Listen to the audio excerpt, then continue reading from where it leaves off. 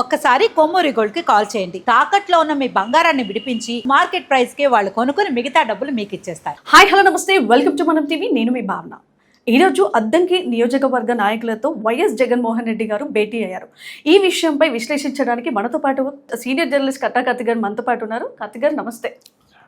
కార్తిక్ గారు, ఇవాళ ఏదైతే జగన్మోహన్ రెడ్డి గారు అద్దంకి నియోజకవర్గ నాయకులతో భేటీ అయిన విశేషంలో ఈరోజు అసలు విజయలక్ష్మి గారు రాసిన లేఖ గురించి ఏమైనా స్పందిస్తారా అంటే స్పందించలేదు. అలాగే షర్మిల గారు చేసిన వ్యాఖ్యలు అంటే ఏమైనా కమెంట్స్ ఉన్నాయా, వాటిపై కూడా ఏమైనా రియాక్ట్ అవుతారా అనుకుంటే కూడా ఎక్కడ రియాక్షన్ కనిపించలేదు. దీన్ని ఎలా చూడొచ్చు అంటారు? సమాధానం లేనప్పుడు మౌనమే ఒక సమాధానం. ఇవాళ వైఎస్ విజయమ్మ గారు తన కొడుకు ప్రవర్తన మీద, తన కొడుకు ఆలోచన విధానం మీద లెటర్ రాశారు. బహిరంగంగా ప్రజలందరికీ అర్థమయ్యేలా రాజశేఖర్ రెడ్డి భార్యని అంటూ రాశారు. అది కూడా నోటరీ చేపించి అఫిడవిట్గా ప్రజలకు ఇచ్చారు. దాన్ని అంటే లీగల్ స్టాండర్డ్స్ ఉన్నాయి.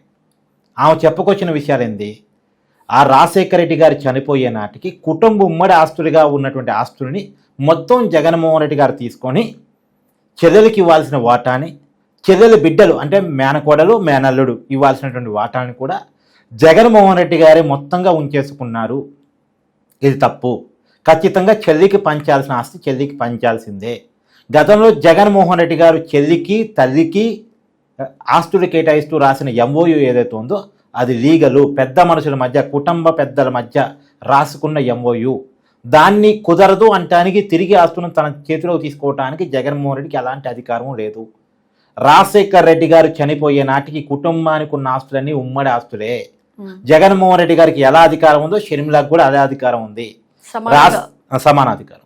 రాజశేఖర్ రెడ్డి గారి చివరి కోరిక కూడా తన మనవరాలకి సమానంగా ఆస్తి పంచాలని. జగన్మోహన్ రెడ్డి గారికి 2 ఆడబిడ్డలు ఉన్నారు, షర్మిల గారికి కొడుకు కూతురు ఉన్నారు. అందరికీ సమానంగా పంచాలనేది రాజశేఖర్ రెడ్డి గారి కోరిక. ఆ రాజశేఖర్ రెడ్డి గారి కోరికను రాజశేఖర్ రెడ్డి కుమారుడు అయినటువంటి జగన్మోహన్ రెడ్డి తీర్చాల్సిందే. ఇది విజయమ్మ రాసిన లేఖ. మరి ఇప్పుడు దీనికి ఏం సమాధానం చెప్తాడు జగన్మోహన్ రెడ్డి? లేదు నా తల్లి చెప్తుందంత అబద్ధం అని చెప్తాడా? ఇప్పుడు కుటుంబంలో తండ్రి తర్వాత పెద్ద ఎవరు? తల్లే కదా. మరి తల్లే చెప్తుంది, రాజశేఖర రెడ్డి భార్య చెప్తుంది.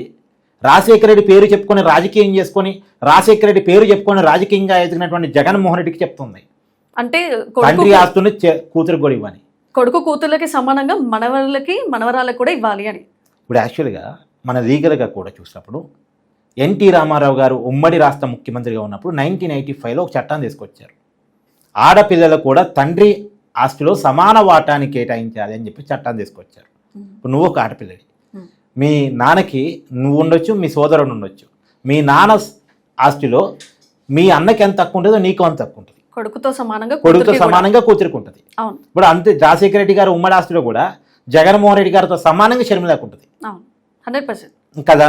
మరి మొత్తం సగం ఆస్తిని కూడా అక్కడ అడగట్లేదు, కొన్ని పర్టికులర్ ఆస్తిని వాళ్ళు అడుగుతున్నారు. అది ఇవ్వట ఆమె అడుగుతుంది ఏంది, యలహంక ప్యాలెస్లో భూమిని అడుగుతుంది, తర్వాత సరస్వతి పవర్ అండ్ ఇండస్ట్రీస్ని అడుగుతుంది. ఈ రెండు ఎప్పుడు వచ్చినాయి జగన్మోహన్ రెడ్డి గారికి? రాజశేఖర రెడ్డి గారు ముఖ్యమంత్రి అయిన తర్వాత వచ్చినాయే కదా. ఒకప్పుడు రాజశేఖర రెడ్డి గారి ఆస్తులు ఏంటంటే 2004 ముఖ్యమంత్రి కావడానికంటే ముందు బంజారా హిల్స్ రోడ్ నెంబర్ 2లో ఆయనకు ఒక ఇల్లు ఉంది. అప్పటికే రాజశేఖర రెడ్డి గారు అప్పులు పాలై, అంటే వరుసగా ఓటములు పడితే అప్పులు పాలై ఆ ఇంటిని అమ్ముకోవాలని డిసైడ్ అయ్యారు. కాదు, ఆ ఇంటి స్థలం ఒకప్పుడు ప్రభుత్వం కేటాయించింది కాబట్టి ప్రభుత్వం పర్మిషన్ ఇవ్వాలి ఇల్లు అమ్ముకోవాలంటే. కాబట్టి ప్రభుత్వానికి అప్పుడు లేఖ పెట్టుకున్నారు. అప్పుడు చంద్రబాబు నాయుడు గారు ముఖ్యమంత్రి. అప్పుడు చంద్రబాబు నాయుడు గారు రాజశేఖర రెడ్డి గారు పెట్టుకున్న లేఖని అప్రూవ్ చేయకపోతే రాజశేఖర రెడ్డి గారు కోర్టుకు కూడా పోయారు. నా ఇంటిని నేను అమ్ముకోవడానికి ప్రభుత్వానికి దరఖాస్తు చేసుకున్నాను పర్మిషన్ కోసం, ప్రభుత్వం పట్టించుకోవట్లేదు, సో మీరు కలగ చేసుకోండి, నేను చాలా ఇబ్బందిగా ఉన్నాను ఆర్థికంగా పరంగా అని చెప్పేసి రాజశేఖర రెడ్డి గారు కోర్టుకు కూడా పోయారు. అంటే సొంత ఇల్లు అమ్ముకునే పరిస్థితి. ఆ పరిస్థితి నుంచి ఇవాళ రాజశేఖర రెడ్డి గారి పరిస్థితి ఏంటి, వాళ్ళ కుటుంబ పరిస్థితి ఏంది? ఎన్ని సిమెంట్ కంపెనీలు ఉన్నాయి, ఎన్ని పవర్ కంపెనీలు ఉన్నాయి, వాళ్ళ కోసం భజన చేయడానికి సాక్షి పేపర్ ఉంది, సాక్షి మీడియా ఉంది, టీవీ ఛానల్ ఉంది. సో ఇన్ని ఆస్తులు ఎలా వచ్చాయి? రాజశేఖర రెడ్డి గారి అధికారాన్ని అడ్డం పెట్టుకుని వచ్చాయి. ఇప్పుడు మీరు చెప్తున్నటువంటి సరస్వతి పవర్ అండ్ ఇండస్ట్రీస్ కూడా ఏంటది? ఉమ్మడి గుంటూరు జిల్లాలో, ఇప్పుడు పల్నాడు జిల్లా, ఆ జిల్లా పరిధిలో సిమెంట్ కంపెనీ పెడతాం, అక్కడ ప్రజలకు ఉద్యోగాలు కల్పిస్తాం అని అప్పుడు రాజశేఖర రెడ్డి గారు అధికారాన్ని అడ్డం పెట్టుకుని తీసుకున్న భూమి, సేకరించుకున్న భూమి, అంటే ప్రజల భూమి. ప్రజల భూమిని వీళ్ళు ఆక్యుపై చేసుకొని ఆస్తి నీదా నాదా అని తల్లి కొడుకు బిడ్డలు ఫైట్ చేసుకుంటున్నారు. ఇప్పుడు దీనికి ఏం సమాధానం చెప్పగలడు జగన్? ఏం సమాధానం చెప్పలేడు. సమాధానం చెప్పాల్సిన జగన్మోహన్ రెడ్డి మాత్రమే. జగన్మోహన్ రెడ్డి సమాధానం చెప్పాలి, చెప్పలేకపోతున్నాడు. కానీ వైసీపీ నాయకులు మాత్రం విరుచుకుపడుతున్నారు. వైసీపీ నాయకులు ఏం మాట్లాడుతున్నారు? రాచమల్లి శివప్రసాద్ రెడ్డి వస్తాడు, కొడాలి నాని వస్తాడు, ఆర్కే రోజా వస్తుంది, ఇంకొక నాయకుడు ముందుకు వస్తారు. ముందుకు వచ్చి ఏం మాట్లాడతారు? షర్మిల ఏమో చంద్రబాబు నాయుడు గారి చెప్పు చేతల్లో ఉందంట, విజయం ఏమో షర్మిల గారి చెప్పు చేతల్లో ఉందంట. బుద్ధి ఉండాలి కదా కనీసం. అసలు మీకేంటి సంబంధం? మీరు వైసీపీ పార్టీకి సంబంధించిన నాయకులు. అది పార్టీకి సంబంధించిన విషయం కాదు, రాజకీయ విమర్శ కాదు, కుటుంబంలో ఉన్న ఆస్తుల పంచాయతీ. అది కుటుంబంలో ఉన్నటువంటి జగన్మోహన్ రెడ్డి మాట్లాడాలి. మీకేం సంబంధాలు మీరు మాట్లాడుతున్నారు? ఒకటి. రెండోది, ఒకవేళ షర్మిల గారు చంద్రబాబు నాయుడు గారు చెప్పు చేతల్లో ఉన్నదే నిజమై ఉంటే, విజయమ్మ షర్మిల దగ్గర ఉన్నమాట నిజమైతే ఎందుకు అలా వెళ్ళారు వాళ్ళు? జగన్మోహన్ రెడ్డి గడప దాటి బయటికి రావాల్సిన అవసరం ఎందుకు వచ్చింది? కొడుకు చేతకంతనం వల్ల కాదా? కొడుకు నెట్టేయటం వల్ల కాదా? కొడుకే సరిగా ఉండుంటే బయట మొత్తం తొక్కే అవకాశం ఉండదు కదా, బయటకు వచ్చి మాట్లాడే అవసరం ఉండదు కదా. ఇలా విజయమ్మ అసలు నేను అడుగుతున్నా, అసలు విజయమ్మ షర్మిలమ్మ లేకుండా ఊయి జగన్మోహన్ రెడ్డి. రాజశేఖర రెడ్డి గారు చనిపోయిన తర్వాత ఆ రోజు అక్రమాస్తుడు కేసులు పడి జగన్మోహన్ రెడ్డి అరెస్ట్ అయ్యి జైల్లో ఉంటే షర్మిలమ్మ 3200 కిలోమీటర్ల పాదయాత్ర చేసింది. ఒక మహిళ పాదయాత్ర చేయడం చిన్న విషయమా? నువ్వు ఒక మహిళవి, ఎన్ని ఇబ్బందులు ఉంటే శారీరక పరమైన ఇబ్బందులు, వాటన్నిటిని దాటుకొని ఒక మహిళ 3200 కిలోమీటర్ల పాదయాత్ర చేసింది జగనన్న వదిలిన బాణం అని. ఎందుకోసం చేసింది?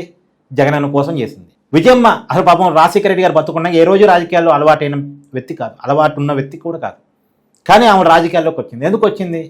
నేను వస్తే సింపతి గెయిన్ అవుద్ది, జగన్మోహన్ రెడ్డి గారికి రాజకీయం క్లిక్ అవుతాడు, జగన్ బిడ్డ కోరుకుంటున్నాడు, రమ్మని అడుగుతున్నాడు, సో బిడ్డ జీవితం కోసం వస్తున్నాను అని వచ్చింది. అప్పుడు నిజానికి తెలుసా నీకు, రాజశేఖర రెడ్డి గారు చనిపోయినప్పుడు అప్పుడు వచ్చినటువంటి ఉప ఎన్నికల్లో విజయమ్మ పులివెందుల ఎమ్మెల్యే. ఎందుకు? అప్పుడు విజయమ్మ కాబట్టి ఇంకెవరు గెలవరు కాబట్టి. రాజశేఖర రెడ్డి గారి సింపతి కాంగ్రెస్ వైపు పోకుండా వీళ్ళ వైపు రావాలంటే విజయమ్మ అక్కడ నిలబడాలి. అది జగన్మోహన్ రెడ్డి గారి స్ట్రాటజీ. మళ్ళా 2014 అసలు సార్వత్రిక ఎన్నికలు వచ్చేపాటికి పులివెందుల సిట్టింగ్ ఎమ్మెల్యేగా ఉన్న తల్లిని తీసుకెళ్లి వైజాగ్ ఎంపీగా పంపించాడు. వైజాగ్ ఎక్కడ, కడప ఎక్కడ? సంబంధం ఉందా? ఎంత దూరం? అసలు వైజాగ్ రాజకీయాలు విజయమ్మకు తెలుసా? అందులో అసెంబ్లీ సభ్యురాలు అంటే ఏమో కానీ పార్లమెంట్ సభ్యురాలుగా విజయమ్మ గెలవగలదా వయసులో ప్రచారం చేసుకొని? అక్కడ పార్టీ నాయకుడు గెలిపిస్తే తప్ప ఆమె గెలవలేదు కదా, సాధ్యం కాదు కదా. సేఫ్ జోన్ సీట్లో జగన్మోహన్ రెడ్డి పోటీ చేస్తాడు, గెలవని సీటుకి తల్లిని పంపించేశాడు, సంబంధం లేని సీటుకి తల్లిని పంపించాడు. పులివెందులు నువ్వు తీసుకుంటే పక్కనే ఏదైనా వైసీపీ బలమైన కడప జిల్లాలో సీటు విజయమ్మకి ఇవ్వచ్చు కదా. అంటే విజయమ్మ ఏ పదవి వద్దని నువ్వు ఆరోగ్యశ్రీ నేను అప్పుడేమో అవసరం కాబట్టి చేసుకొచ్చి ఎన్నికలు నిలబెట్టినావు. తర్వాత సొంత తల్లికి ఏ పదవి వద్దని చెప్పేసి ఓడించడానికి వైజాగ్ ఎంపీగా పంపించావు. సరే, వైజాగ్ ఎంపీగా పంపించావు, ఓకే, వదిలేసి 2019 ఎన్నికల్లో మరి కనీసం వైజాగ్ ఎంపీ సీట్ అని ఇచ్చావు తల్లికి, అది కూడా ఇవ్వలే. ఏ పదవి ఇవ్వలే, ఎక్కడ పోటీ చేయనిదా. పార్టీ అధికారంలోకి రాగానే పార్టీ గౌరవ అధ్యక్షురాలని పోస్ట్ పార్టీ పెట్టేటప్పుడు ఇచ్చిన పోస్టును కూడా పీక్ పడేశాడు. పార్టీలో నుంచి నెట్టాడు, పదవిలో నుంచి నెట్టాడు, ఇంట్లో నుంచి నెట్టాడు. అందుకే ఇలా విజయమ్మ మాట్లాడుతుంది, నన్ను నెట్టావు, నాకు అన్యాయం జరిగినా పర్లేదు, కానీ నీ చెల్లికి కూడా అన్యాయం చేస్తా అంటావేంది? ఆడపిల్లకి అన్యాయం చేస్తా అంటావేంది? ఇప్పటికే బాబాయ్ హత్య విషయంలో సునీతమ్మ న్యాయ పోరాటం చేస్తుంది. ఇది రాజశేఖర రెడ్డి గారు తమ్ముడు హత్య విషయంలో ఎంత దారుణమైనటువంటి పరిస్థితి అంటే దీని మీద ఖచ్చితంగా జగన్మోహన్ రెడ్డి గారు కుటుంబాన్ని సమాధానం చెప్పుకోవాలి. ఇప్పుడైనా జగన్మోహన్ రెడ్డి గారు స్పందించి కుటుంబంతో ఉన్న వివాదాన్ని తెంచుకోవాలి. ఇప్పుడు మనం ప్రపంచంలో జరుగుతున్నటువంటి ఒక యుద్ధాన్ని చూస్తున్నాం, ఇరాన్ వర్సెస్ ఇజ్రాయెల్ అమెరికా యుద్ధాన్ని. ఇది కూడా ట్రంప్ చెప్తున్నాడు, శాంతి చర్చలు కూర్చున్నాం, క్లోజ్ అయిపోయింది 5-6 రోజులు అని చెప్పేసి. అంటే అంత పెద్ద సమస్య, దేశాల మధ్య ఉన్న సమస్య, తరాలుగా ఉన్నటువంటి సమస్య చర్చలు కూర్చుంటే పరిష్కారం అయిపోద్ది అంటున్నారు. ఒక కుటుంబంలో ఉన్న సమస్య కూర్చుంటే పరిష్కారం కాదా?